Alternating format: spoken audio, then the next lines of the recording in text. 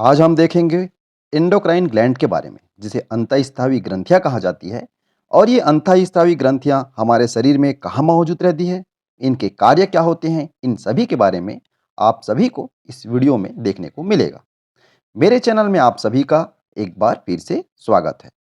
तो सबसे पहले, तंत्रिकाओं के अलावा हमारे शरीर में क्रियाओं के नियंत्रण में कुछ ऐसे रसायनों की महत्वपूर्ण भूमिका है जो हमारे रक्त के द्वारा शरीर के विभिन्न भागों तक पहुंचते हैं।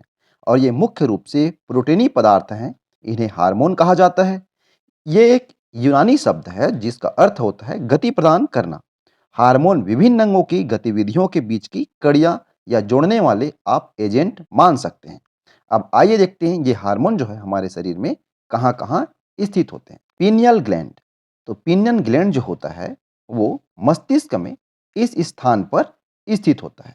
वैसे ही पिट्यूटरी ग्लैंड, जिसे हिंदी में पीयूष ग्रंथि भी कहा जाता है, और ये पीयूष ग्रंथि जो है इस स्थान पर स्थित होता है, लटकते हुए हमारे मस्तिष्क में नीचे जिस प्रकार से इस जगह दिखाया गया है उसी जगह, जिसे जो है पीयूष ग्रंथि या फिर मास्टर ग्लैंड भी कहा जाता है, क्योंकि ये बाकी अन्य प्रकार की ग्रंथियों पर नियंत्रण करता है। अब देखेंगे पैराथायराइड ग्लैंड। तो पैराथायराइड ग्लैंड जो है हमारे गले में दो मौजूद होती है, इस जगह और इस जगह, जिस प्रकार से चित्र में आप देख पा रहे होंगे पैराथायराइड ग्लैंड। उसी प्रकार थायराइड ग्लैंड। तो थायराइड ग्लैंड जो है आपको गले में एहसास होती होगी, एक हड्डी है ना, उसी के नीचे जो है यहाँ पास थायराइड ग्लैंड जो है क्या होता है, मौजूद होता है।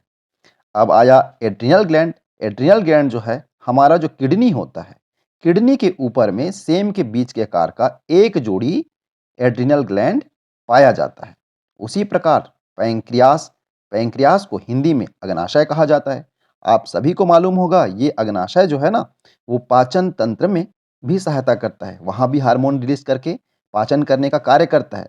और यहाँ भी विशेष प्रकार के एक हार्मोन जो है इंसुलिन, उसका स्त्रावण करता है पैंक्रियास। ओरी। ओरी जो है सिर्फ महिलाओं में पाई जाती है। उसी प्रकार से टेस्टिस जो है सिर्फ पुरुष जनन अंगों में हमको देखने को मिलेगा, जो दो जोड़ी पुरुषों के पास स्थित होती है। अब हम देखेंगे इन बाकी पूरे ग्लैंडों का कार्य किस प्रकार से करते हैं और कौन कौन से कामों का ये नियंत्रण करते हैं। आइए देखते हैं। आइए देखते हैं अंतःस्रावी ग्रंथियां एवं हार्मोन के बारे में। तो सबसे पहले देखेंगे पीयूष ग्रंथि। पीयूष ग्रंथि को इंग्लिश में पिट्यूटरी ग्लैंड भी कहा जाता है।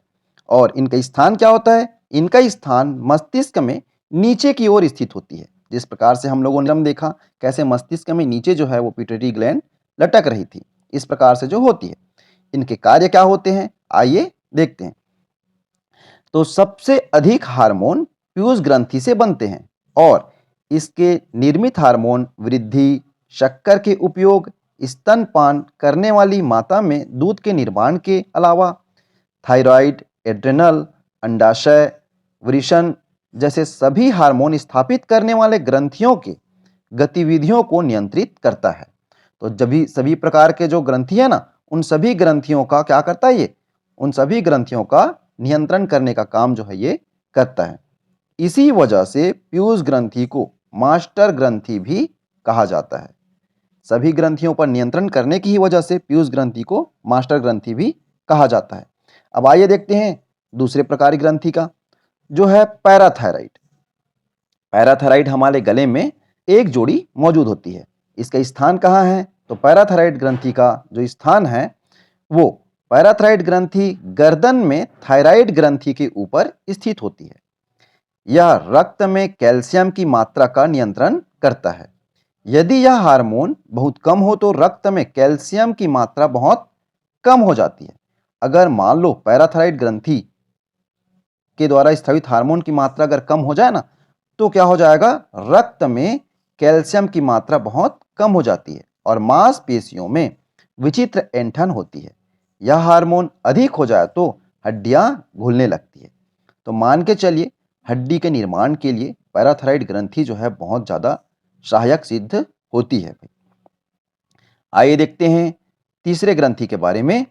तीसरा ग्रंथि है थायराइड ग्रंथि। और यह थायराइड ग्रंथि कहाँ स्थित होती है, यह गर्दन में स्थित होती है और यह थायरॉक्सिन नामक हार्मोन का निर्माण करती है। जो हमारे शरीर में ऑक्सीकरण की क्रिया को बढ़ावा देता है, अन्यथा ऑक्सीकरण एकदम न्यूनतम स्तर पर रहता है। तो ऑक्सीकरण करने का जो प्रक्रिया है ना, उसको बढ़ावा देने का काम होता है थायराइड ग्रंथि का, और यह हार्मोन कम हो तो व्यक्ति मोटा और सुस्त हो जाता है। यदि यह हार्मोन अधिक हो तो व्यक्ति दुबला पतला अति सक्रिय हो जाता है। मतलब उस व्यक्ति के शरीर में बहुत ज़्यादा ऑक्सीकरण होना चालू हो जाएगा तो क्या हो जाएगा, व्यक्ति दुबला पतला और सुस्त होने लग जाएगा। इसी प्रकार से ऑक्सीकरण से क्या मिलता है हमें? ऑक्सीकरण से हमें ऊर्जा प्राप्त होती है भाई। कोशिकाओं में जो कार्बोहाइड्रेट जमा होते हैं ना, उसी से हमें ऊर्जा प्राप्त होती है। तो अगर क्या बताया जा रहा है, ऑक्सीकरण को अगर क्या हो जाएगा, बढ़ जाएगा मान लो, है ना, तो क्या हो जाएगा, वो दुबला पतला हो जाएगा। और ऑक्सीकरण जो है कम हो जाएगा आपके शरीर में, तो क्या हो जाएगा, वो व्यक्ति मोटा हो जाएगा। ठीक है, आइए देखते हैं आगे। अब देखते हैं एड्रिनल ग्लैंड के बारे में। तो देखिए एड्रिनल ग्लैंड, तो एड्रिनल ग्रंथि किडनी के ऊपर स्थित होती है। ठीक है, तो एड्रिनल ग्रंथि किडनी के ऊपर जो है स्थित होती है और ये एड्रेनालिन हार्मोन का स्रावन करती है। इससे एड्रिनल ग्लैंड से एड्रिनल हार्मोन निकलता है और हमारे शरीर के लवणों की मात्रा का नियंत्रण करता है। तो हमारे शरीर में जो लवण है ना, उनकी मात्रा का नियंत्रण करता है। साथ ही भावनात्मक परिस्थितियों में और कसरत या शारीरिक श्रम के दौरान यह हृदय को स्फूर्ति प्रदान करता है और रक्त को उन मांसपेशियों में भेजता है जहां उसकी आवश्यकता होती है। इस प्रकार से काम करता है एड्रिनल ग्लैंड, जो दो जोड़ी किडनी के ऊपर स्थित होती है। उसी प्रकार देखिए अग्नाशय। अग्नाशय किस प्रकार से काम करता है? तो अग्नाशय को हम इंग्लिश में पैंक्रियास कहते हैं। आप सभी को मालूम है, यह पाचन क्रिया के समय भी सहयोग करता है भाई। ठीक है, स्थान या अमाशय के नीचे छोटी आंत और अमाशय के बीच स्थित होती है। यह पाचन क्रिया में भाग लेने के साथ ही इंसुलिन नामक हार्मोन का स्रावित करते हैं। ठीक है, जो हमारे शरीर में शक्कर की मात्रा को नियंत्रित करता है। तो इंसुलिन नामक हार्मोन, इसी के वजह से अगर मान लो दोस्तों हमारे शरीर में शुगर की मात्रा ज़्यादा बढ़ जाती है ना, तो हम सीधा जनरली बोलते हैं उस व्यक्ति को डायबिटीज़ हो गया है। तो ये डायबिटीज़ ना हो उसके लिए कंट्रोल करने का काम कौन करता है? अग्नाशय जो है डायबिटीज़ जो व्यक्ति है उसको कंट्रोल करने का काम करता है। अगर उसके शरीर में ये इंसुलिन नामक हार्मोन कम हो जाएगा तो उसके शरीर में क्या हो जाएगा, उस व्यक्ति को डायबिटीज़ बीमारी लग जाती है। इस वजह से अलग से इंसुलिन जो है देना पड़ता है। देखिए छठवा,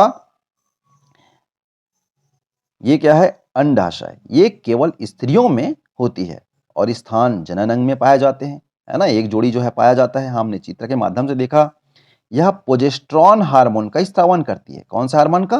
प्रोजेस्टेरॉन हार्मोन का स्रावन करता है। साथ ही स्त्रियों में शारीरिक बनावट व स्तनों का विकास एवं मासिक चक्र का नियंत्रण करता है।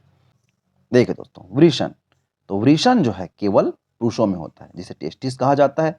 यह स्थान जनन अंग में होता है। ये भी एक जोड़ी, इसमें टेस्टोस्टेरोन हार्मोन का स्रावन होता है और पुरुषों के शारीरिक बनावट, दाढ़ी मूछों आदि का नियंत्रण करने का काम करता है वृषण।